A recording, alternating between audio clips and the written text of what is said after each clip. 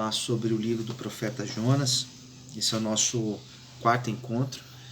E nós falamos já do capítulo 1, quando Jonas sai da direção de Deus, ele tenta ir para um outro lugar e sofre as consequências disso, né?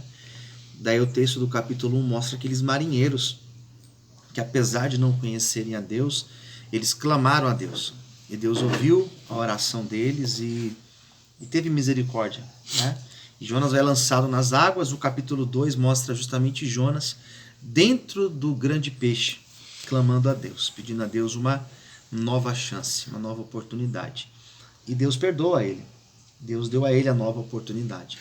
E no capítulo 3, que foi o nosso último encontro, eu falei sobre esse povo ouvindo a pregação e a pregação fazendo efeito. O interessante é que Jonas não percebeu o trabalhar de Deus, mas Deus estava trabalhando, né? Deus estava levando aquele povo à conversão, ao arrependimento e à mudança de vida. O capítulo 4 ele é o desfecho da história. O capítulo 4 mostra Jonas irado. Jonas ficou irado com Deus. Porque Jonas, quando ele estava ali pregando, ele pregava o arrependimento, a misericórdia de Deus, o castigo de Deus, mas ele não imaginava dentro dele que Deus ouviria aquele povo. Ele também não imaginava que aquele povo ia reagir àquela pregação. Então Jonas, por mais que ele acreditava em Deus, ele não imaginava que Deus poderia levar aqueles corações ao arrependimento. E ele ficou irado, porque quando se cumpre o dia que Deus tinha estabelecido, quando os dias foram passados e chegou naquele momento limite, a cidade não foi destruída. A cidade não foi destruída como Deus tinha dito. E ao invés de Jonas se alegrar, ao invés de Jonas ficar feliz, porque aquela cidade não foi destruída e a sua pregação levou a salvação para aquele povo, Jonas ficou triste. E a Bíblia vai dizer que ele sobe numa montanha onde dava para enxergar toda a cidade. E ele percebe que a destruição não veio. E ali, irado, ele faz uma oração e ele fala para Deus que para ele já estava por demais aquilo. Ele não suportava mais aquilo. E foi aí que Jonas, diz a Bíblia, que ele se deita debaixo de uma aboboreira que cresceu, que fez sombra, e ele dormiu.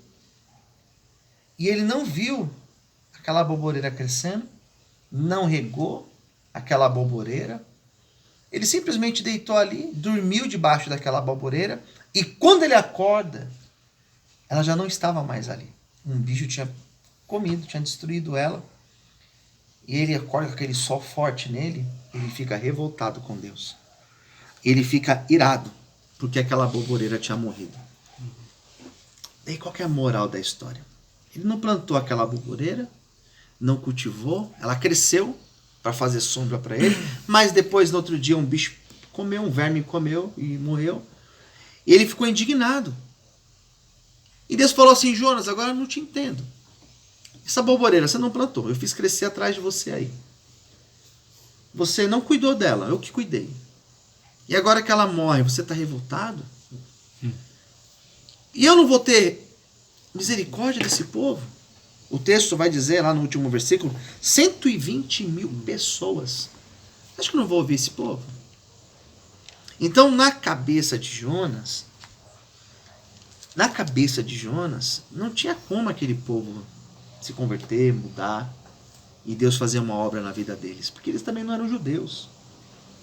O que eu consigo aprender com esse texto? Aprender muitas coisas. Primeiro, a gente consegue entender que Deus conhece a sinceridade do nosso coração. Primeira coisa é isso. Então, a sinceridade do nosso coração, ninguém pode imaginar, ninguém pode descrever. Eu não sei o que passa no coração de ninguém. Não sei quais são as suas intenções para depois que sair daqui. Mas Deus conhece o nosso coração. E nós não precisamos provar para ninguém o que existe no nosso coração. Isso é uma segunda coisa. Deus conhece, nós não precisamos provar para ninguém. E se Deus ouviu esse povo e restaurou e perdoou e deu livramento para esse povo, deu uma nova chance para esse povo e para mim e para você. E para você que saiu da sua casa para vir para cá buscando ajuda. O que Deus pode fazer? Ele pode fazer infinitamente mais. Amém. Jonas, ele se coloca num lugar aqui onde nós jamais podemos nos colocar, que é o lugar de juiz. Porque na ideia de Jonas, Deus tinha que castigar aquele povo. Na cabeça de Jonas, Deus tinha que destruir aquele povo. Mas quem é Jonas? Se Deus teve misericórdia de Jonas quando ele errou e tirou ele do peixe com vida, por que Deus não teria misericórdia daquele povo? Esse é o sacrifício de Jesus. Essa é a lógica do amor de Jesus. Jesus, da mesma forma, ele olhou para mim e para cada um aqui de vocês com olhar de misericórdia. Da mesma forma. Quem somos nós? Somos falhos, pecadores. Não somos dignos de estarmos na presença dele. Não somos merecedores de estarmos na presença dele. Não somos dignos ou merecedores da salvação. Mas o que Deus olhou em nós? O que ele viu em nós? Ele viu a sua misericórdia. E da mesma forma que Deus teve misericórdia e piedade daquele povo, ele também teve das nossas vidas. Por isso que você está aqui hoje. Porque Deus deu uma nova chance para você. Amém? Jonas, ele se pôs num lugar de juiz. Porque ele queria que aquele povo morresse, fosse destruído. Quantas vezes a pessoa chega aqui dentro para ajuda, para o tratamento, e lá fora foi julgada. E lá fora a família abandonou. E lá fora as pessoas não acreditam na recuperação. Sempre com aquela dúvida, sempre aquele, será que agora vai ou vai cair de novo? Sempre. Mas Deus conhece o coração de cada um de nós. Amém?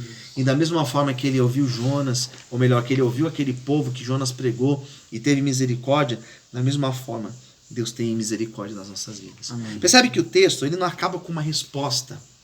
Ele acaba com uma pergunta. E eu não vou ter misericórdia desse povo?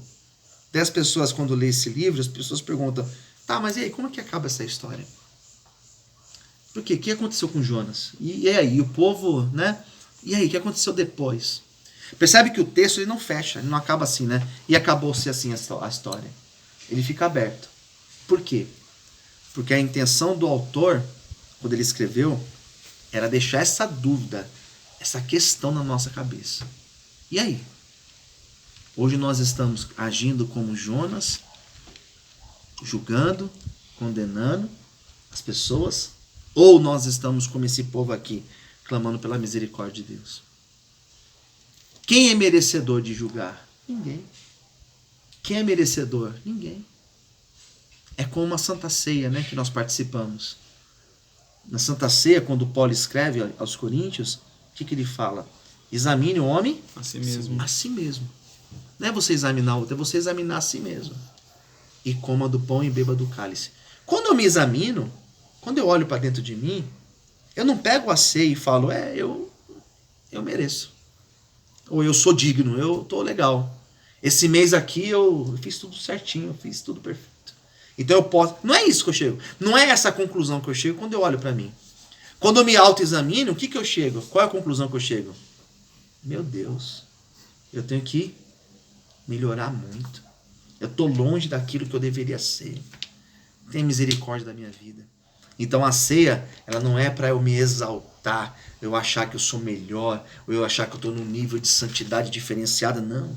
É para eu olhar para mim e falar assim, eu sou um pobre coitado. Nas palavras de Paulo, eu sou um fraco. Nas palavras de Paulo, né? Quando eu estou fraco, aí que eu me torno forte. Por quê? Porque na minha fraqueza, o poder de Deus ele se aperfeiçoa. Jonas se achava forte. Melhor do que os demais. Mas ele era tão errado contra os outros. E Deus estava agindo. Deus estava agindo no coração de cada um daqueles de Nínive. E por isso que eles se arrependeram. E o mesmo Deus que teve misericórdia desse povo, ele teve misericórdia das nossas vidas. Amém. E nos poupou e nos livrou. Aquele que pode chegar até aqui, fazer o tratamento e sair daqui debaixo de bênção, eu fico muito feliz. porque aproveitou a oportunidade, né? Às vezes a pessoa passa tanto tempo aqui dentro e não aproveita quando sai. Mas cada um aqui tem essa oportunidade de hoje abraçar esta oportunidade e fazer diferente. Amém. Em nome de Jesus. Amém, Amém queridos? Amém. Que Deus abençoe. Vamos aplaudir o Senhor.